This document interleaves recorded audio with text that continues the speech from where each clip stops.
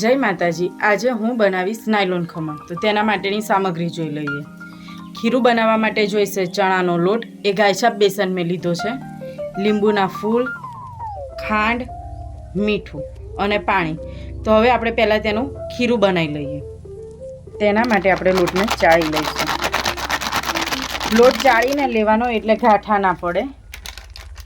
ચાળેલો હોય છતાં બી જ્યારે બનાવીએ ત્યારે ફરી ચાળી લેવાનો, એટલે તેનું બેટર એકદમ સ્મૂથ થશે। તો હવે મારો બધો લોટ ચડાઈ ગયો છે।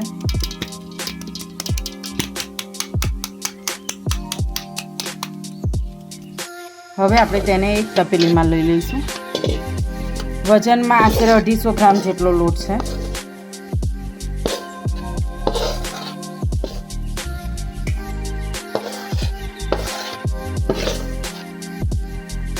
હવે તેમાં આપણે ટેસ્ટ પ્રમાણે મીઠું લઈશું,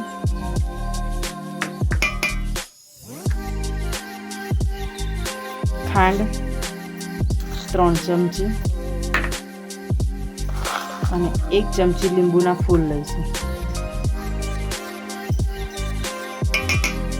હવે તેમાં થોડું થોડું પાણી ઉમેરતા રહી અને ખીરું બનાવીશું। પાણી એક સામટું નહીં ઉમેરવાનું, થોડું થોડું ઉમેરીને કરવાનું, એટલે ગાંઠા ના પડે અને સરસ મિક્સ થઈ જાય અને એકદમ ઢીલું પણ ના થઈ જાય। એટલે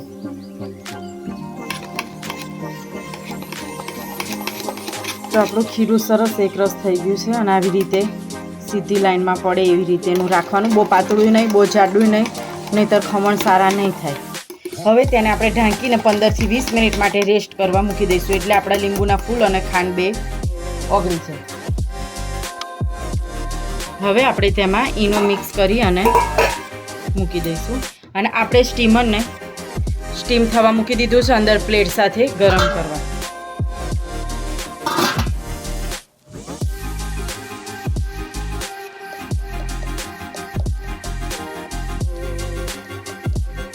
એક ચમચી ઈનો નાખીશું,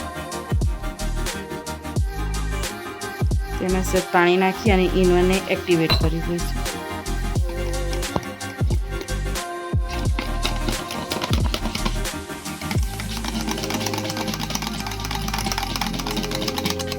કલર ચેન્જ થઈ ગયો છે એટલું આપણે સરસ ફીણી લઈએ અને 4 થી 5 મિનિટ માટે એકદમ સરસ આવી રીતે સરસ ફીણી લઈશું, એકદમ આવું ફ્લફી ફ્લફી થઈ જાય ત્યાં સુધી।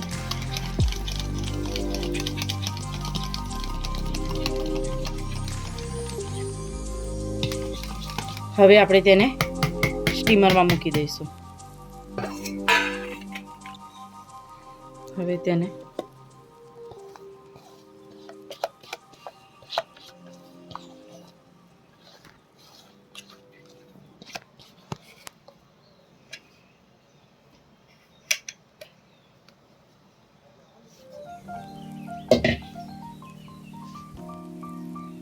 આપણા ખમણને આપણે 15 મિનિટ માટે હાઈ ફ્લેમ પર ગરમ કરી લઈશું, સ્ટીમ કરી લઈશું। 15 મિનિટમાં થઈ જશે।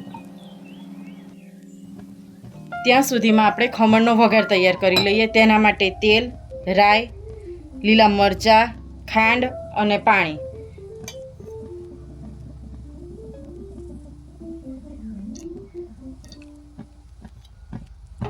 તેલ ગરમ થાય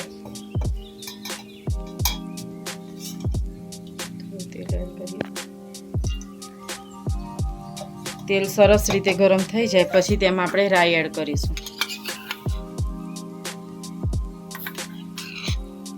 પહેલાં ચેક કરી લઈએ, હજી તેલને ગરમ થવામાં થોડી વાર લાગશે।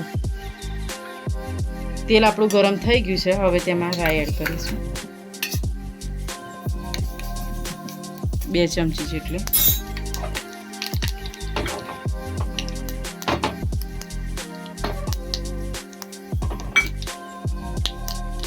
રાઈ સરસ તતડી જાય પછી જ તેમાં લીલા મરચાં એડ કરીશું। રાઈ તતડી ગઈ છે, હવે તેમાં આપણે 2 મોટી ચમચી ભરેલા લીલા મરચાં એડ કરીશું।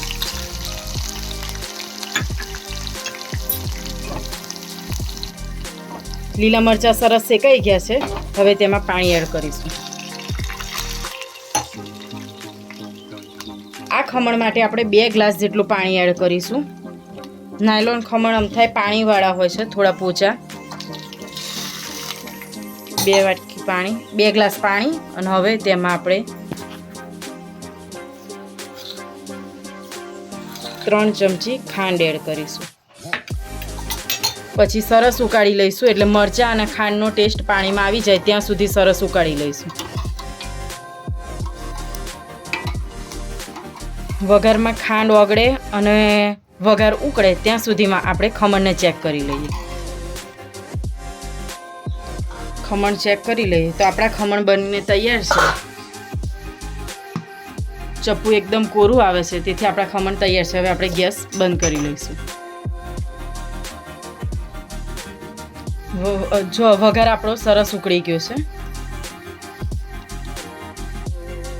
આવી રીતે વઘાર ઉકળી જાય એટલે તેમાં મરચાંની ટેસ્ટ સરસ થઈ જાય. હવે આપણે ગેસને બંધ કરી લઈશું. ત્યાં સુધીમાં ખમણના પીસીસ કરી લઈએ.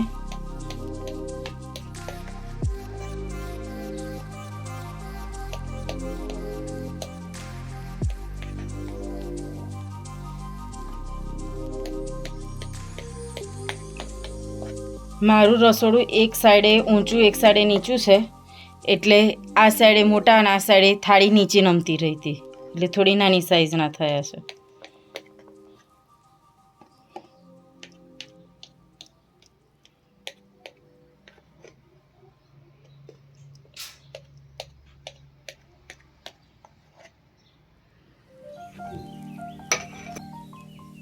તો તૈયાર થઈ ગયા છે આપણા એકદમ સોફ્ટ અને સ્પોન્જી.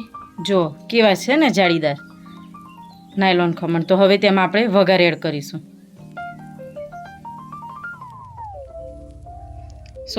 આપણે પહેલાં ધાણા સ્પ્રિંકલ કરીશું, એટલે ધાણા છે ને વઘાર ઉપર રેડીએ ને તો ચોંટી જાય સરસ.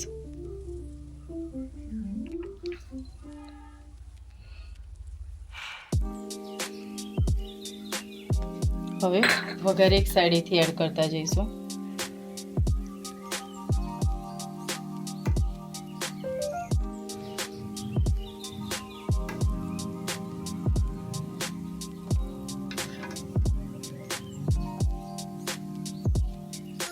બધી બાજુ એક સાઈડેથી જ રેડવાનું.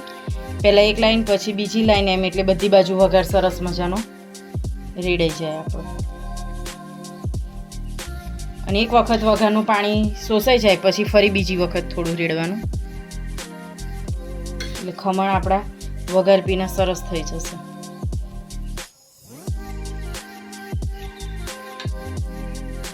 આવી રીતે આપણે બધું જ વઘાર રેડી લીધો છે. હવે તેને 10 મિનિટ માટે સેટ થવા દઈશું, એટલે આપણા ખમણ પાણી પીને તૈયાર થઈ જાય ત્યાં સુધીમાં આપણે ચટણી બનાવી લેવી. તો આપણે ચટણી બનાવવા માટે 1 ચમચી લોટ લીધો છે, મોટી ચમચી લીધો છે ચણાનો લોટ. તેમાં 1 ગ્લાસ પાણી એડ કરીશું અને તેને મિક્સ કરી લઈશું.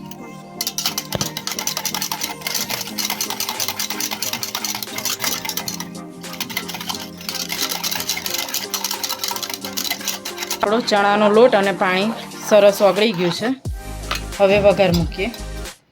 વઘાર માટે તેલ,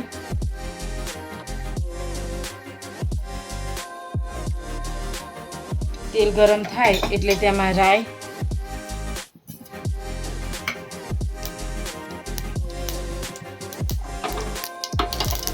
તતડે એટલે તેમાં લીલા મરચાં અને મીઠો લીમડો એડ કરીશું અને પછી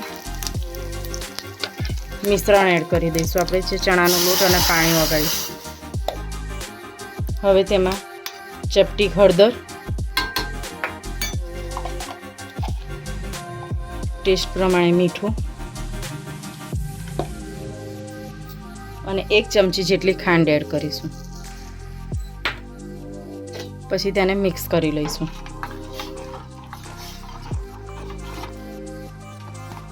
તો હવે આપણી ચટણી ઘાટી થવા માંડી છે. તેમાં આપણે 1 લીંબુનો રસ એડ કરીશું. આપણે ખમણ સાથે ખાવા માટે બનાવીએ છીએ, લીંબુવાળી બનાવીએ છીએ અને સરસ ઉકાળી લઈશું.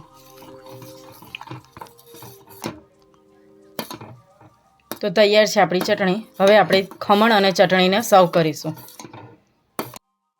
તૈયાર છે નાયલોન ખમણ અને ચટણી. તો અમારી રેસીપી તમને કેવી લાગી તે કોમેન્ટમાં જરૂરથી કહેજો. યુટ્યુબમાં જોતા હોય તો સબસ્ક્રાઈબ કરજો અને ઇન્સ્ટાગ્રામમાં જોતા હોય તો અમારી ચેનલને ફોલો કરજો. જય માતાજી.